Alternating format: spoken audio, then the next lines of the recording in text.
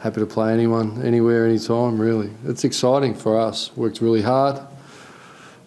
The rehearsal's over, the real season starts, but you've got to do the work through the marathon to give yourself an opportunity to participate in September, and we've done that. We've earned the right, coming in good form, we're fit and we're available. MCG under lights against, triple premiership team. It's a really exciting challenge for us. Do you feel like you can beat anyone, anywhere, anytime? Well, that's the aim. Clearly a lot of work's got to go into that. There's a lot of effort and preparation, and it's a really big challenge. So we get that, but we're up for the challenge. So we'll see where our effort and our systems take us. Are you resigned that Luke McFarlane's... Yeah, I think we put that on the table, yeah, certainly this week, and they'll assess him. It seems like a hamstring. We've had a really good run all year, so would prefer not to have lost him, and obviously Podsy Ardley and Hawkins, powerful forwards, and Vardy come back in. So we've got a little bit to work through, but obviously, what's today, and Chapman's been reported, and you see the Johnson incident, and they'll be looked at, and so they've got headaches as well. So, but that's part of finals, isn't it? Just gathering everything and dealing with what's in front of you, and when you run down the race, you saw Guerra the night before go down, and it's disappointing for the players, but as football coaches and teams, you've got to move on quickly, and it's yesterday's news, and we deal with the ones we got. How would you describe Grover and Silvani's form as potential replacements? Yeah, they're right in the mix. I think I was asked on Fox as well. I think you've got to respect.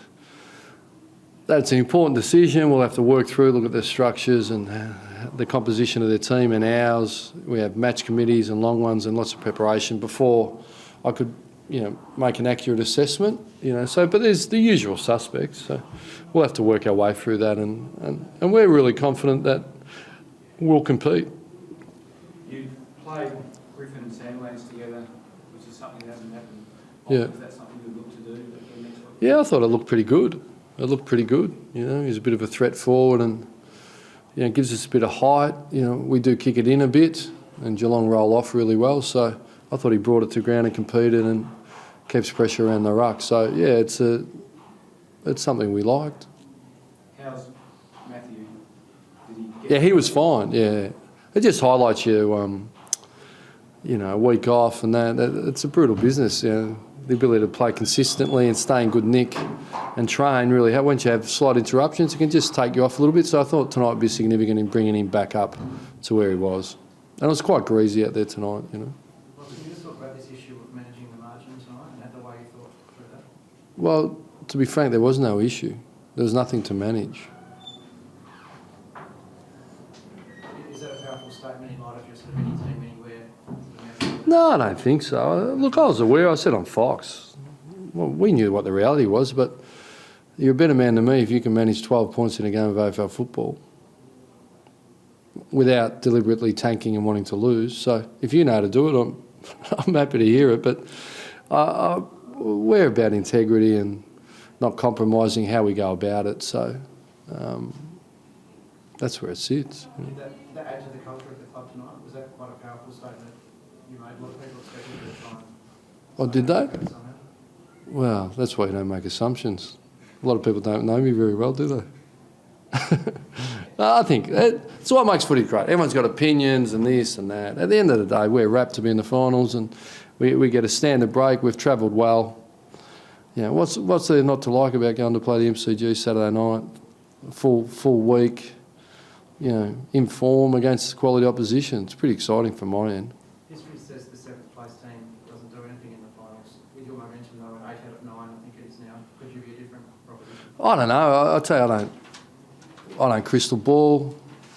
I can't predict future results, and so I don't predict future results. And I'll tell you something else: past results count for nothing. So history means squat. Did you get out of it okay apart from the... Yeah, really good. Yeah, really good. But that was pretty significant. I thought that was enough. We've given our bit. What did you think when you went down? I didn't look too much. I didn't see it. And then I replayed. It didn't look much. And then Hammy's come out of nowhere, really.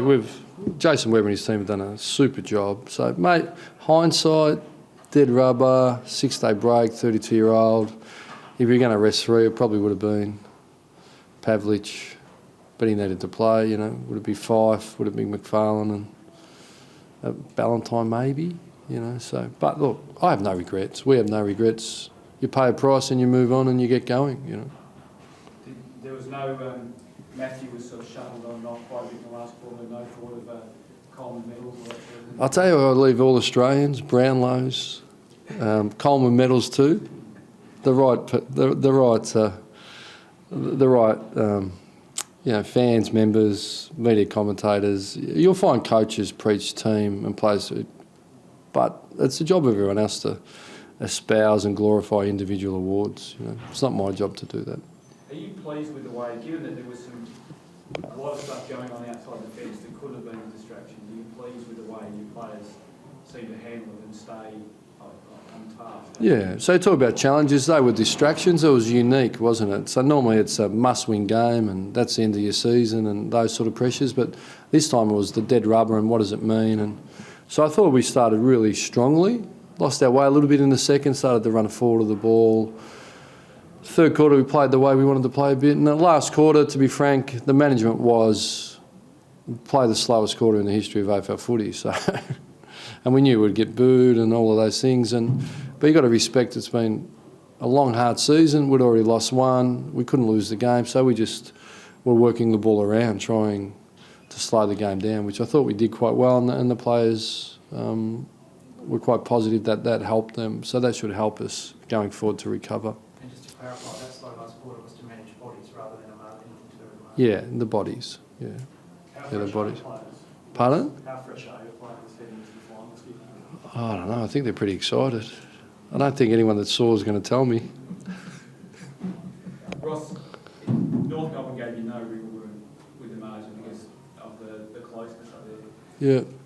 I'm going to throw a series of ifs at you, but if it had been, if they'd won by 12 goals and you had some room Yeah. to manoeuvre and you had got the control of the game, Yeah. would you have been in a position and exercised your option to maybe try and manipulate an outcome where you stayed at home? What do you think my response is to that one? I don't deal in speculation and ifs. I deal in realities. The reality is that was the margin. You know, write your own headlines. I hear where you're going, but I didn't indulge it, didn't get caught up in it. Really irrelevant, you know. So we understand should everyone play at the same time, and would there have been potential for that? Yeah, there would have been, but it was irrelevant to us. So I understand your question. Thank you. Thanks, mate.